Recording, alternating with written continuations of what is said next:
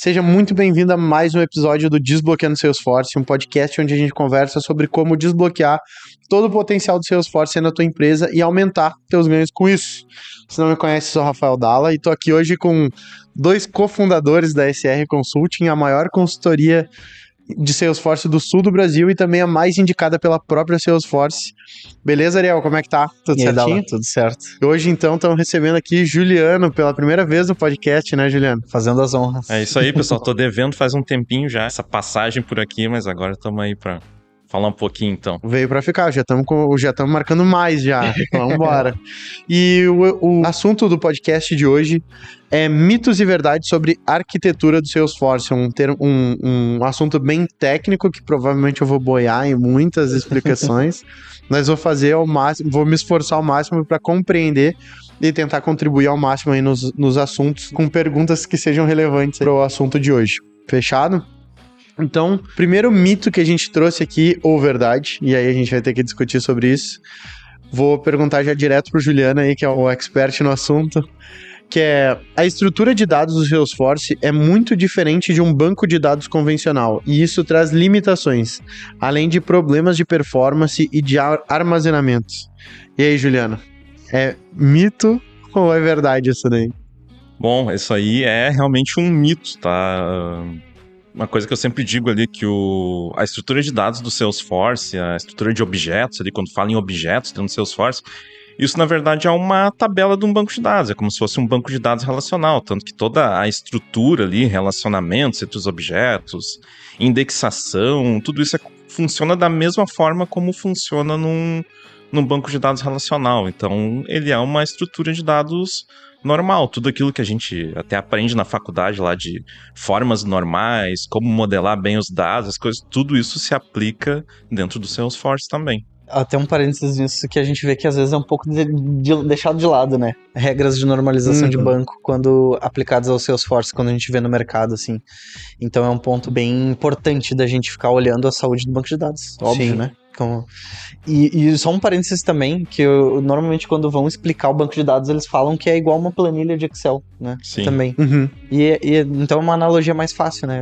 Um objeto é a mesma coisa que uma tabela, que também é a mesma coisa que uma planilha de Excel. Óbvio que tem as suas diferenças, mas assim, pra ficar mais didático, né? Sim. Então... E por que vocês acham que as pessoas chegam nesse mito aqui? Provavelmente pelo nível de abstração ali que o Salesforce traz em cima disso, né? Porque no Salesforce ele é muito fácil modelar um objeto ali e ele também traz essa nomenclatura um pouco diferente, né? E até a forma como faz consultas e usa tudo dentro do ecossistema do Salesforce é muito fácil. Então acaba tirando essa visão de como que funciona mesmo um banco de dados relacional, né? E até ligando com esse ponto, normalmente o que a gente vê, né, Juliana, nas empresas ali que daqui a pouco, empresa que adotou o Salesforce e ela não tá com uma consultoria técnica ali do lado, a gente vê que a galera que mexe na customização de objetos e campos nem é alguém técnico, né? Ele não é um profissional de TI, de desenvolvimento. Ele não tem o domínio às vezes nem sabe o que é um banco de dados. E tá criando objetos e campos customizados no Salesforce. O que é um ponto super positivo, mas ao mesmo tempo negativo, né? Que, isso mostra o quão fácil é, né? E aí já quebra até um outro mito de, o Salesforce é muito complexo. Depende do que tu vai fazer. Sim. Pode vir a ser, dependendo do nível de, daqui a pouco, uma integração super robusta, alguma coisa que precisa, mas também é nesse nível aí de eu não precisar de um cara técnico para eu conseguir criar tabelas, né, e alimentar o meu banco de dados ali, ou estruturar, modelar o meu banco de dados do CRM. Um cara que nem sabe o que é um banco de dados, ele consegue construir isso, né, a partir dos objetos. E um outro detalhe também sobre essa parte da estrutura de dados do Salesforce é que ele tem 3 tipos de estrutura de dados, né? Ele tem essa dos objetos, que é uma estrutura de dados relacional.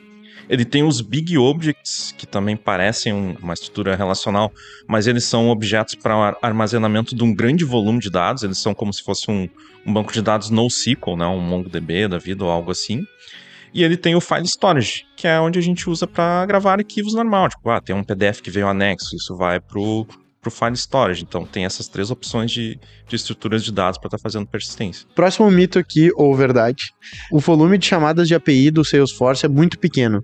Qualquer integração de dados mais complexa ou volume maior já excede o limite de chamadas. Então, Estoura aí os limites de API. Esse aí tu já conhece, né? Esse daí eu tô craque já. E essa normalmente é polêmica, mas ela é muito mito também, tá? O volume de chamadas de API do Salesforce, ele varia conforme o tipo de org e também com a quantidade de usuários que se tem, né? Mas é um volume bem grande, assim, é coisa na casa dos milhares ali, milhões.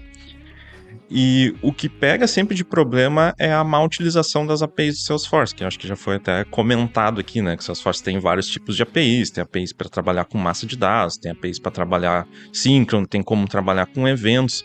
Então tem que escolher a API certa para a necessidade certa, que não vai ter problema com o consumo de APIs, tá? Sim, pra não ficar aquele solicitando, e aí normalmente é que acontece o estouro, né, Acho que a gente comentou, eu não lembro em quais episódios, mas a gente falou alguns casos que era, por exemplo, daqui a pouco fazer alguma integração a partir de uma trigger. O cara coloca lá um método futuro, vai fazer uma requisição numa API, e aí a partir de uma trigger de um objeto que tem muito volume de dados, ali muitos novos registros sendo, né, ou atualizados ou inseridos, e aí isso pode eventualmente ter que ficar de olho porque pode ser um ofensor nos limites. Na verdade, no caso da trigger não, né, porque dos limites a gente tá falando de consumo, né, das APIs do Salesforce, mas um caso mais comum era, até de um cliente nosso que aconteceu, que ele tava usando muito aquelas ferramentas, né, então um Zapier da vida lá para consumir as APIs do Salesforce. E aí, dependendo das práticas, eu vou fazer unitário. A cada um registro que acontece alguma coisa, eu vou lá e consumo uma API do Salesforce.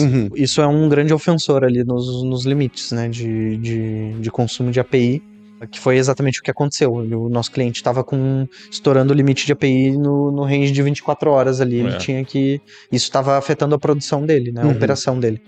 Então, daí... E o que a gente identifica normalmente é uma má utilização. Má utilização da integração em si. E um outro detalhe também que pode até, talvez, impactar na decisão se vou desenvolver integrações, se vou usar, por exemplo, o MuleSoft, né?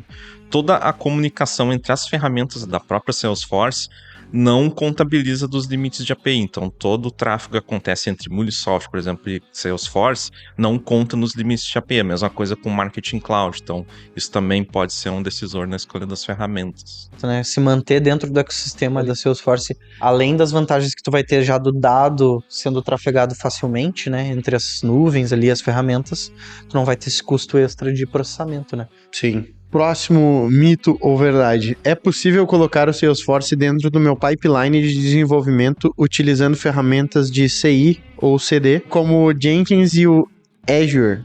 É isso, né? DevOps. É possível, sim, colocar o Salesforce dentro de todo o mesmo fluxo de desenvolvimento de qualquer outra tecnologia, como Java, .NET, Node ou qualquer outra coisa que se tenha dentro da empresa.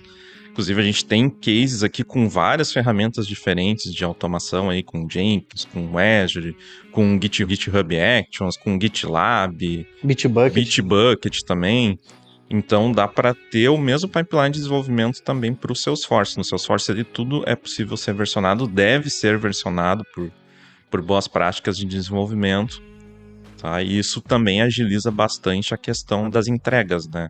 Um ponto, até para esclarecer essa questão do DevOps ali dentro do Salesforce, é que o código que ele é escrito ali, ele é um metadado, né? Dentro do Salesforce, os objetos, todas as informações de configuração, eles são metadados. Então, tanto o código Apex ou o código Lightning, códigos customizados, ou às vezes campos customizados, objetos customizados, relatórios, painéis, perfis... Cara, um monte de coisa. Tudo isso são metadados que são versionáveis. Então eu consigo, a partir da SFDX ali, que é a Command Line Interface, que é um pacote de comandos que a gente vai ter ali de interação com o Salesforce para fazer deploy, para eu fazer retrieve de dados, então obter esses metadados, tanto subir novos metadados quanto obter metadados, baixar esses metadados. Isso ele é utilizado, então a gente usa muito a SFDX como um mecanismo, como esse motor de DevOps ali dentro. Então, a partir da SFDX, eu consigo criar Scratch orgs, eu consigo criar ambientes ali de testes, eu consigo subir dados versionados ou baixar dados e ver esses dados, por isso que ele possibilita... Ele facilita muito essa questão do DevOps. Então, tu vai plugar a SFDX num versionador, seja num GitHub, Bitbucket, GitLab, por aí vai. E aí tu vai utilizar essas ferramentas de automação, seja o GitHub Actions, a parte de CI/CD do GitLab, da ferramenta que tu for usar, um Jenkins. O Jenkins também ele é bem legal de utilizar. Acho que foi o nosso primeiro case de Salesforce de DevOps foi com Jenkins. Foi com Jenkins. Né? E um outro detalhezinho também é que todas essas ferramentas de análise de código, tem tipo SonarQube, tudo isso dá para colocar também em cima do Salesforce. O Sonar, por exemplo, ele tem análise em cima do código Apex, toda a parte LWC é JavaScript, então, né, tem vários analisadores para isso, e também dá para rodar testes unitários, testes funcionais, tudo dentro do pipeline. Exato. Até os testes automatizados. Sim. A gente teve um projeto que a gente fez rodar alguns testes automatizados, né? Que de fato, é um robô que simula um usuário. Ele abre, né? Tem a opção de exibir a tela ou não, né? Ele pode fazer tudo por debaixo dos panos. Mas, em tese, para ficar visível, para ficar mais didático. Essa automação abre um browser, entra na tua instância do teu CRM, loga como um usuário comercial, um usuário do marketing, um usuário de atendimento e por aí vai. E ele executa os casos de uso. Então, vou criar um lead. Vai em lead, novo, preenche com algumas informações. E aí o cenário esperado é que o lead fique visível no funil de vendas ali, por exemplo. Sim. Então a gente pode criar vários cenários com vários casos de uso e simular uma pessoa, um usuário mesmo, utilizando. Então é bem bacana, assim. Dá pra evoluir bastante aí nessa parte de DevOps. Show de bola. Essa parte aí pra mim é bem complexa. Bem complexa. Cara, pra mim, eu confesso pra vocês que eu não entendi quase nada do que vocês falaram. Mas pergunta aí até pra daqui a pouco quais foram os termos. Quais foram os termos ali que tu boiou? Eu não sei. Eu imagino que o SonarQube tu tenha viajado. Não tenho noção, não tenho noção do que é. O SonarQube, ele é uma ferramenta de inspeção de código. Então, tu vai conseguir... Ele já tem vários presets, tu vai entender o preset, né? Então, boas práticas de programação. O que são boas práticas, né? Então, olhando o Apex, tem aquela questão dos code smells. No DevOps a gente falou isso, só que eu acho que como foram poucos episódios, talvez não tenha fixado. Mas o cold smell é aquele cheirinho, sabe? Sim. Que não, isso aqui me cheira mal, tá? Tá cheirando ruim. Mal, exato. Ou, sei lá, a gente botar um SOQL dentro de um for. Acho que ele entra como cold smell, né? Ou não, já é um cold smell. Ele entra como cold smell, coisa de muitos parâmetros no método, classes muito grandes. Classes muito grandes. São coisas assim, ó, que não diretamente vão gerar bug, são bugs, mas eles estão cheirando mal. É isso, assim, não são umas boas práticas, né? E aí, isso leva tempo, se for um humano analisar o código. Por exemplo, num time de desenvolvimento, nós 3 desenvolvemos, aí eu tô lá, a gente tem um processo de code review, que basicamente é um double check. Eu, Ariel, estou desenvolvendo, porém o nosso time tem um padrão de desenvolvimento, ou a empresa onde a gente tá tem todo um padrão, guidelines ali, guias de como a gente tem que desenvolver da forma correta. E aí vai um inspecionar o código do outro para ver se tá ok, dar um feedback ali e revisar. Sim. Esse é um processo que é super legal e maduro já de fazer, só que dependendo da necessidade da empresa, ele é muito moroso, que eu tenho que analisar o teu código, o outro tem que analisar e etc. Ou às vezes a empresa tem até esse fator e mais um outro, né? Então depende muito de cada cenário. Mas isso seria o SonarQube, ele seria uma forma de automatizar isso. Então a DevOps, a tua pipeline ali, o teu robozinho que vai estar promovendo as melhorias para os ambientes, ele vai se certificar de que o meu código, o teu código e o do Juliano vão estar subindo nas guidelines corretas.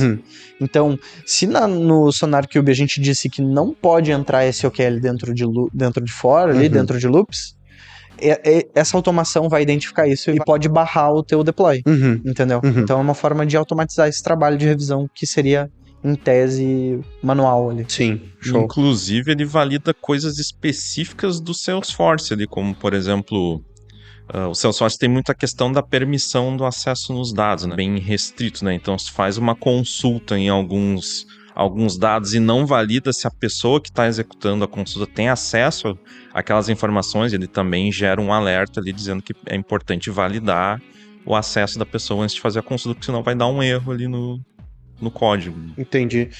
O que me confundiu, na verdade, ali foi a questão do pipeline, porque eu tô habituado com pipeline de vendas. E aí, quando vocês começaram a falar, eu comecei a entender que não tinha nada a ver com o que essa informação ocupava na minha cabeça. Que o pipeline nada mais é do que uma esteira, um funil, né? Com etapas. Sim. E aí, pipeline de deploy, né? De DevOps. De desenvolvimento ali do negócio. Exato. Deixa eu perguntar uma coisa, curiosidade só que surgiu, tá? Por exemplo, tu falou sobre a questão da padronização do desenvolvimento da empresa. Que nem se usa no tráfego, nomenclaturas de campanha, esse tipo de coisa. Sim. Pra vocês, como empresa ali, eu não sei se existe isso, se vocês sabem sobre isso, mas da utilização, tipo, de tu pegar e documentar o GPT, por exemplo, sobre, cara, o nosso padrão é esse daqui. E aqui tá o código que foi desenvolvido, analisa ele pra mim. Tu conseguiu entender? Eu vou te dar um exemplo. Usar o ChatGPT pra fazer porque, o por exemplo, review? assim, o GPT agora tem extensões, né?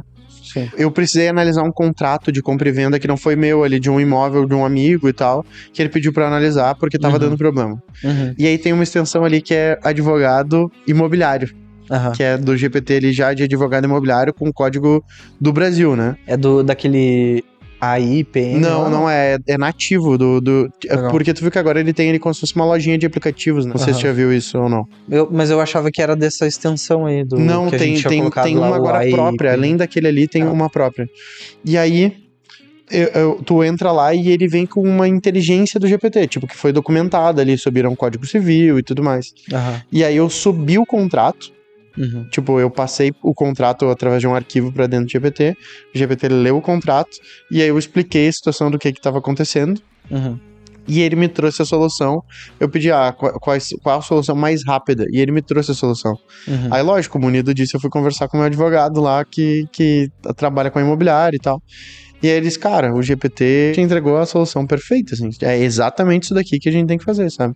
E aí eu fiquei pensando nesse sentido de, tipo, se daqui a pouco porque pelo que eu entendi, aí eu não me aprofundei mais, tá?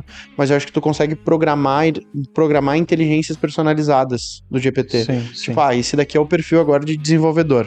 E aí tu seleciona aquele perfil de desenvolvedor da empresa e sobe o código que foi programado e pede pra ele analisar conforme o padrão da empresa. E aí ele já faz essa análise, né? Eu não sei se vocês já pensaram nisso, usaram isso, ou faz sentido isso. Eu só não consegui tirar do papel ainda. Pode devido à falta de braço. Muita demanda.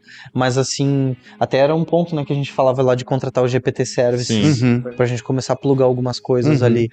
Porque eu conseguiria, no DevOps a gente conseguiria botar uma etapa ali de análise. De análise. E aí o GPT Services, o que a gente poderia fazer? A gente poderia treinar ele com base nas nossas guidelines. Então a gente tem ali documentado quais são as guidelines. Foi um trabalho que a gente fez ali com o nosso time. E daí treinar ela para seguir essas guidelines e ela ser o quality gate ali, o sonar. Sim, para ficar olhando ali, Exato. Aí acompanhando todo o desenvolvimento. Sim. É algo bem interessante. É algo bem interessante a ser feito, sim. Uma ideia bem... Pois legal. porque me parece... Porque que tu disse, que existe esse gap ali, daí tem que parar alguém pra ir analisar, pra fazer o double check e tal. E o GPT ali, o tempo todo... Tipo, cara, a análise do GPT é segundos, né? Então é um negócio... Sim. Tipo... Tem um outro ponto que eu acho que vai trazer muito benefício ainda, porque tá bem no início, que é o Copilot ali pros devs, né? O Copilot é uma como é que é? Einstein for Developers. Einstein for Developers, já tem uma versão ali já. Ele é uma extensão do VS Code. O VS Code é um editor ali que o programador normalmente utiliza para codar Salesforce. E muitas outras tecnologias. E aí tu baixa essa extensão e ele é o teu copiloto de Apex. Ele fica acompanhando ali o desenvolvimento. As questões do Salesforce. Então tu pode pedir para ele gerar um código para ti e tudo mais. Legal. Então já dá para ir explorando e daqui a pouco a gente conseguir munir o Copilot com as nossas guidelines, alguma coisa assim. Eu não tô dizendo que tem como fazer isso agora, mas eu não vejo impedimentos pra isso acontecer, sabe, em algum momento. Não tem impedimentos. Aí só um detalhe também, que até acho que eu vou estar antecipando uma outra resposta aí, mas tudo que a gente faz em termos de desenvolvimento do Salesforce se aplica a todos os padrões de mercado de boas práticas de desenvolvimento. Então tudo que já tem pro mercado hoje dá para aplicar também no código Apex ali ou LWC. Tá. Exato. Próximo mito aqui ou verdade. O desenvolvimento dentro do Salesforce é muito limitado. Não é possível implementar padrões modernos de engenharia de software como em uma linguagem moderna tipo Java ou C Sharp. Então, já adiantei um pouco a resposta, mas também é um mito, né? Porque o Apex, ele é um Java, no fim das contas, ele é como se fosse um Java, só que com algumas limitações ali que são para focar mesmo nas necessidades do Salesforce.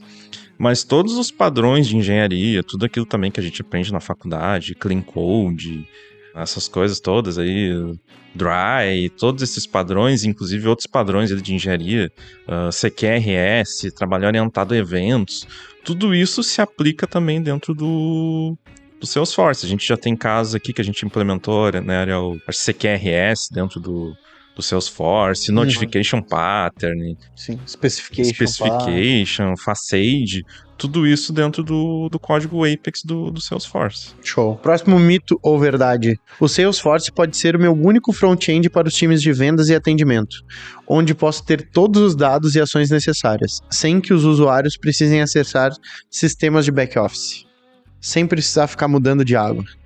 Em resumo, é isso, sem precisar alt-tab. É isso mesmo, é uma verdade.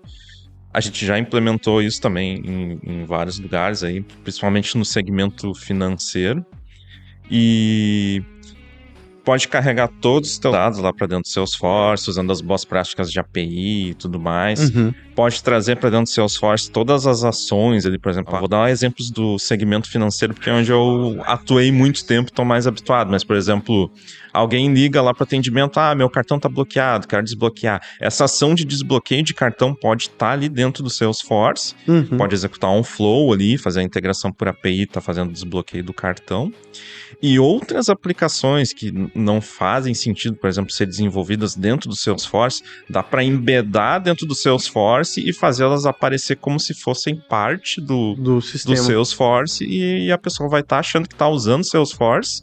Inclusive, a gente já teve esse case também das pessoas abrirem bugs para o Salesforce, achando que era o Salesforce, mas era uma aplicação terceira que estava embedada ali dentro. E manter tudo integrado ali funcionando. Show, ter só uma visão ali e todas as ações, inclusive no painel ali, no cockpit. De fato, a visão 360, 100%. Sim. Exato. Vão ter vários critérios que a gente vai analisar para definir qual que vai ser a solução, né, em relação ao front-end ali do Salesforce. Por exemplo, daí é muito daquelas perguntas até das integrações que a gente falou antes. O dado que eu preciso exibir ali para o usuário final, ele tem que estar no Salesforce. Se ele precisar estar, normalmente a gente vai para uma integração. Então eu vou fazer uma integração via API, ele precisa estar armazenado, residir ali dentro do Salesforce. A gente faz carga de dados, faz as integrações para dentro do Salesforce. Ou ele não precisa estar no Salesforce, mas a gente quer que o front que exiba seja o Salesforce. Sim. Com o layout do Salesforce. Beleza. Eu posso fazer uma API que vá consultar online, que era aquela questão até no próprio escopo do cartão de crédito. Não faz sentido eu armazenar o histórico da fatura do cartão dentro do CRM. Eu só vou para storage. Exatamente. Então, a gente faz uma consulta online. Quer ver o histórico? Beleza. Clica ali para visualizar o histórico, ou no carregar a tela do histórico do cartão. A gente vai no sistema de core cartões, busca o histórico da fatura e exibe. E aí, eu não quero desenvolver esse front no Salesforce, mas eu quero que ele fique dentro do CRM. Aí a gente consegue fazer essa alternativa que o Juliano comentou do embedar. Que é um front externo. Por exemplo, pensa, sei lá, eu quero colocar o gerenciador de anúncios do Meta dentro do CRM, por algum motivo, não me pergunte pelo quê. Daí a gente pode colocar isso como se fosse, eu tô na tela do Salesforce, e aí eu vou lá, anúncios do Meta. Clica ali, e aí abre o Meta Ads, por exemplo, para tu configurar ali dentro. E aí, nesse caso, ele consome API, por exemplo? Ele consome dados ou não? É só uma interpretação ali na frente? Não, tudo que o Salesforce chama, que é chamado de dentro do Salesforce, não consome volume de APIs. Entendi. Porque foi uma dúvida que me bateu, se daí isso daí consumia algum tipo de dado, né? É só um serviço externo consumindo as APIs da Do Salesforce. Salesforce. Daí Entendi. ele vai ocupar, ele vai contabilizar. Cara, e provavelmente esse tipo de consultoria aí vocês já startam no processo de assessment, né? Naquele processo de imersão dentro da empresa ali, onde vocês vão entender se há necessidade daqui a pouco de fazer embedar algum painel, ou o quanto de informação precisa mostrar ali dentro do próprio Salesforce, né? E se tu tá habituado a ver aqui o nosso podcast, a ouvir nosso podcast, tu sabe que todo podcast a gente libera de presente pra ti um processo de assessment, que é um processo de imersão dentro da tua empresa, para que a SR consiga startar esse processo de consultoria, para que ela consiga entender quais são as dores, as dificuldades da tua empresa hoje e qual o plano que deve ser traçado para que tu consiga desbloquear todo o potencial do Salesforce na tua empresa e passar a aumentar ali os teus ganhos e o teu fluxo ali de dados e evolução mesmo como empresa nessa transformação digital aí que pode acontecer dentro da tua empresa. Esse processo dentro do mundo do Salesforce, o custo dele pode variar 20, 30, 40 mil reais. Não são valores que não existem dentro desse universo. E a gente gostaria de te dar de presente, liberando um código para ti. Como é que vai funcionar? A gente vai decidir agora um código, já vamos pensando aí qual vai ser o código. E tu vai acessar tanto no link aqui embaixo, que vai ter ou no comentário fixado ou na descrição desse vídeo, ou então no QR Code que tá passando aqui na tela, tu vai acessar o site da SR ali, solicitar o contato, vai ter um espaço pro código para tu colocar lá. Quando a gente receber o teu contato, a gente já vai saber que tu ganhou esse processo de assessment aí na tua empresa. E qual vai ser o código desse episódio aqui? Tu já pensou em alguma coisa, né, Ariel? Já, mas eu quero deixar as honras ali pro Juliano. Botou na fogueira, Juliano. Botou na fogueira. Pode ser mitos e verdades, então. Mitos e verdades. Fechou, então, mitos e verdades. Eu pensei a mesma coisa. Fechou. Mitos e verdades, então é só acessar o QR Code aqui na tela ou então no link e lá no campo de código digitar mitos e verdades, que quando a gente receber o teu contato, a gente já vai saber que tu ganhou esse processo de assessment aí e vai ter o maior prazer em te atender e desbloquear todo o potencial do Salesforce. Mas voltando pro próximo mito e verdade aqui do nosso podcast, o aplicativo mobile da Salesforce tem um suporte offline muito limitado, não sincroniza os dados adequadamente e muitas telas nem abre e quase é impossível de utilizar em lugares com conexão limitada à internet. É verdade ou é mentira? É bastante coisa sobre esse aplicativo, hein? É bastante coisa e é verdade. O suporte offline... Ratinho! O suporte offline do aplicativo da Salesforce, ele é bem ruim. Ele realmente é bem o que está descrito ali. O aplicativo da Salesforce, ele é o próprio Salesforce embedado dentro de uma web view ali do mobile, né? Uhum. Então ele até tem como fazer a sincronização dos dados, mas é demorado, né? Não funciona direito, precisa estar num lugar com conexão. E aí acaba sendo uma experiência bem ruim. Agora tem uma parte ali do aplicativo que eles fizeram offline, só que também é limitado para alguns objetos, não funciona para todos, né? E também tem a mesma demora de sincronização, não funciona legal, não funciona mais com parceiros também. Quem tem licença de comunidade de parceiros não funciona mais o aplicativo. E a linha para esse caminho é o desenvolvimento de um aplicativo integrado ali ao Salesforce, usando o SDK ali de desenvolvimento da Salesforce, que existe também. Quem não sabe, existe um SDK de desenvolvimento mobile da Salesforce que suporta ali Android, iOS, React Native. Então dá para fazer aplicativos bem legais ali também conectados com o Salesforce. Só vou sair um pouquinho em defesa do aplicativo também, né? Porque o que acontece? Ele não, né? Isso não quer dizer que ele é Sim, que é inviável, horrível, que é inviável e não dá para usar, né? Se ele tiver conexão na internet, ele funciona. Ele atende em vários cenários. Ok, assim, ó, quando a gente começa a ir para um cenário, mas tem suas dificuldades. Teve vários casos em que a gente teve que criar componentes, né, customizados. Sim, porque o aplicativo, a experiência era muito ruim. A experiência não era boa. Uhum. Mas é que, cara, ele vem por padrão, né? Todas as licenças, se eu não me engano, talvez só a inicial que não tenha, mas todas elas já ganham o aplicativo, então já é um benefício bacana. Uhum. Só que, óbvio, daí ele tem suas limitações, e aí no momento em que tu precisa começar a demandar mais da experiência e de funcionalidades no mobile... Daqui a pouco tem um vendedor externo, por exemplo, que usa ali pelo aplicativo. Exato, então daí começa a exigir umas funcionalidades mais avançadas e que O caminho realmente Desenvolver próprio, daí. customizar componentes para usar dentro desse aplicativo, o que também tem algumas limitações, a gente tem que ficar sempre atento ali, pisando em ovos. Uhum. Num cenário mais complexo, tem que realmente customizar o aplicativo, né, e usar a própria SDK ali, que daí a gente inclusive tá fazendo alguns projetos aí, né, que estão em curso agora de customização de aplicativo. Show. Isso. E por curiosidade, tá? Existe a possibilidade, por exemplo, de... Às vezes eu tenho um vendedor externo, vou dar um exemplo do meu sogro, tá? Ele lidava muito com equipamento agrícola. Lógico, hoje em dia já tem internet acho que em todas as fazendas aí, a maioria deve existir. Mas antes não tinha. Era eventualmente aquelas por rádio e olha lá, né? Mas, por exemplo, meu sogro, lidava muito com essa questão de recuperação, a recuperação de... O cara tava inadimplente, ele ia lá tentar recuperar, né, aquele cliente lá pra ele voltar a pagar o maquinário que ele comprou. No caso dele lá, por exemplo, se eu chegasse lá e não tivesse sinal de internet, tem como desenvolver um aplicativo que eu consigo utilizar ele lá, o vendedor ou o gestor, ele consegue fazer toda essa demanda lá, e a partir do momento que ele conecta, ele sobe essa demanda? Como é que faria essa situação? Boa. Essa aí é pro Juliano, dá o show agora. Tem sim, e é exatamente isso que a gente tá fazendo para um cliente aí, que ele, não vou dizer qual é, né, mas ele trabalha com vendas nos interiores aí, lugares com conexão muito limitada, e o aplicativo que a gente está desenvolvendo é exatamente isso, ele sincroniza os dados ali quando ele está com conexão, né, sincroniza as informações da carteira dele, e depois ele faz toda a operação offline. Pode lançar pedido, consultar dados do cliente, fazer todo o atendimento ali, que quando ele tiver conectividade de novo, ele vai estar sincronizando esses dados com o Salesforce. E aí ele trata ali também questão de conflito, porque alguém pode ter, nesse meio tempo que a pessoa estava offline, ter editado a mesma informação, daí tem também o suporte para tratar ali os conflitos e atualizar os dados. Até no próprio episódio que a gente gravou também, esse é um outro projeto, né?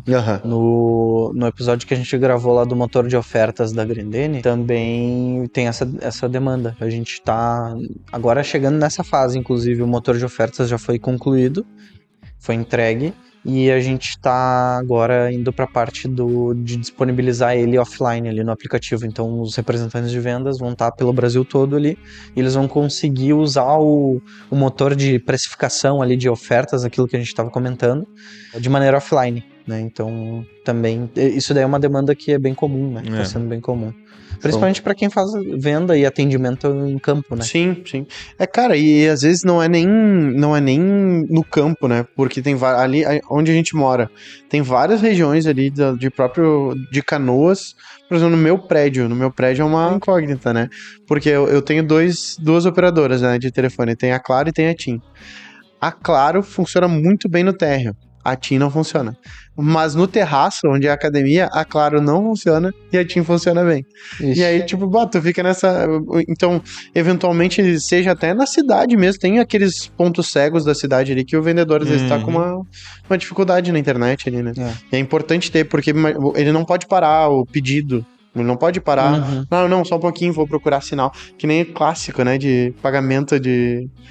pedir uma teleentrega, daí o cara chega lá, tô sem sinal, daí fica a maquininha andando, aqui pegou, daí tu vai lá e bota o cartão onde tá pegando o sinal, né?